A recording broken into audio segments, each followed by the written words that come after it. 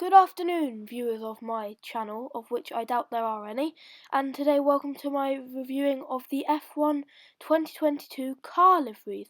Yes, I know the video is later than Max Verstappen's last lap title win, but here it is anyway, so never mind.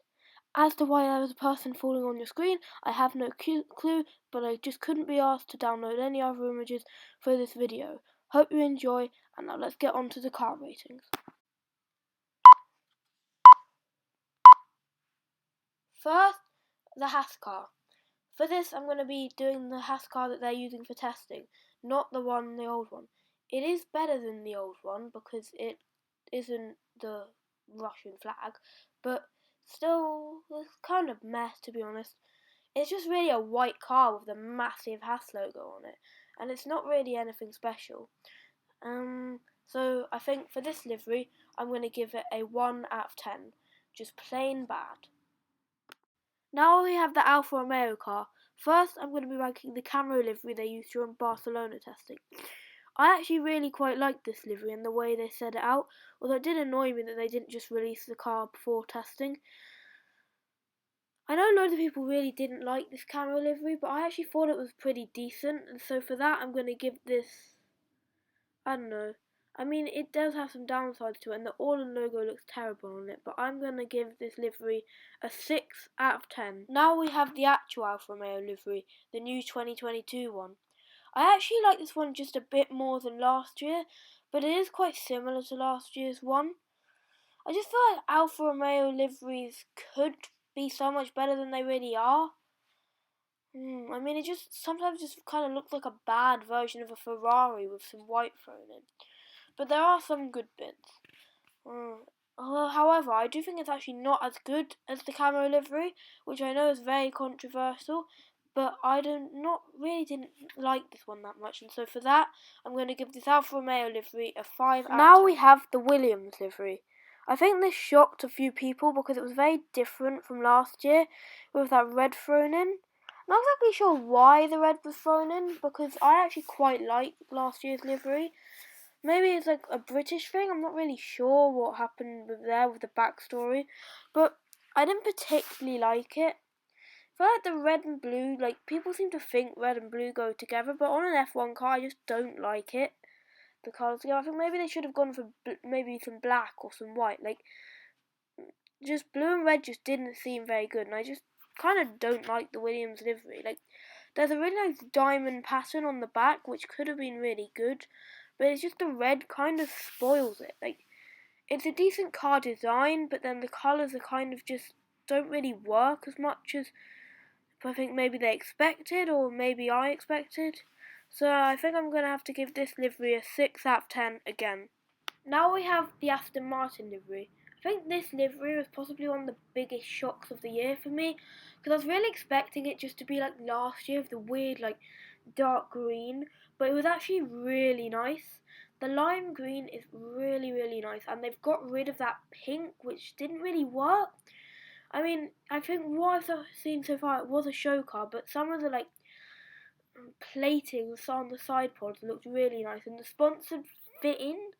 Last year I felt like the sponsors didn't really fit in. I think it's generally just a really, really nice car, which is really good, because last year I really didn't like it.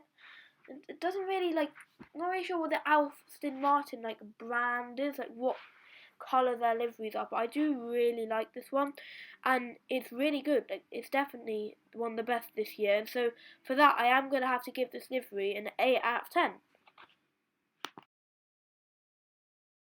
Now we have the Alpine.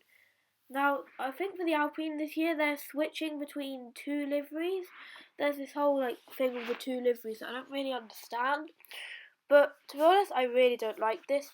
I think blue and pink could have been okay, but I actually quite liked their livery last year. I thought it was cool that that's their livery, but they've just, it just really does not work. It doesn't look good. I really, really, really dislike this livery, and I think it's just the only reason it's pink is because of BWT and Aston Martin's former principal, whose name I can't pronounce, moved to Alpine, which is why they've got BWT there. But the sponsor doesn't look particularly good. The car doesn't not. And yeah, I just really, really feel that is not a good car. Like, just looking at it, I don't think the idea of two cars, like, alternating or whatever they're doing works either. Yeah, it's just nothing. I don't think I've looked at it again and again. Nothing really changes my mind about it. I just don't like it, and I think I'm just gonna have to give this one a 4.5 out of 10. It's not as bad as the Haas car, but still, I just think it's generally bad. Now we've got the AlphaTauri car. I'm probably going to be biased here because I am an AlphaTauri fan, but I thought this was really nice, this car. I really like the logo and the kind of way there's like a diagonal thing where the name AlphaTauri is on. I also really like the fact that they changed from black and white, which was a bit samey, to navy blue and silver, which I really liked. But the only thing that I didn't like was those crosses on the front wing, the orange. They're just really out of character. Overall, though, I really, really, really think this was a good car, and so I think I'm going to give this car a 7 out of 10 overall, because it's just so good. Like, it deserves a 7. Now we've got the Red Bull car. There wasn't really any change to the Red Bull car apart from the massive, like, Oracle sign that went on the bottom, which is apparently a 500 million deal. So that's massive for Red Bull. But yeah, I don't think this car was actually as good as last year's one. It was very similar, but it felt like the Red Bull logo kind of just got kind of like squashed, which I really didn't like because the Oracle logo took up so much, and I just don't really like that they've now got like a fully yellow nose. I really don't think that works. Like, I just think the whole car is just a bit not as good as last year, but too similar anyway. So I'm going to give that a 6 out of 10 for that Red Bull car. Now we've got the Ferrari car, which they called the F75 because they've been marking 75 years since Ferrari released their first car. It's a really, really nice car. It's definitely better than last year because it doesn't have that massive green logo on it. I just really, really like this car. It looks really nice, really clean car, really nice, and the nose is really pointy, which is a difference to other F1 cars, but it just looks really clean, and that shell logo really, really fits in.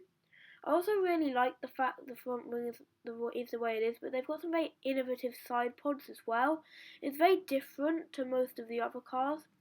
It's really, really, I really like it.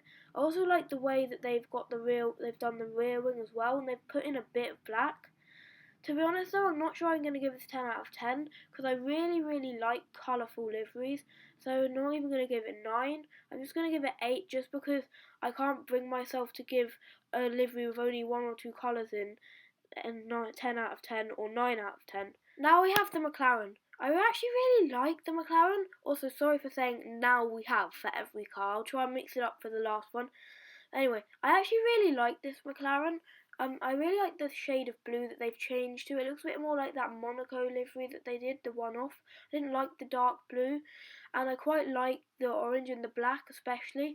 I know some people didn't like the orange and the way it was made, and I do think that Velo sponsor isn't the greatest, but overall, it's just a really nice car. It just really works. Again, I think it's a bit like AlphaTauri. It's just a step up from last year. It's a nice livery basically, and I like it. So I think I'm going to give this one a 7 out of 10, as you may have already guessed by the screen. And so now we have the last car. So, the final car, the Mercedes.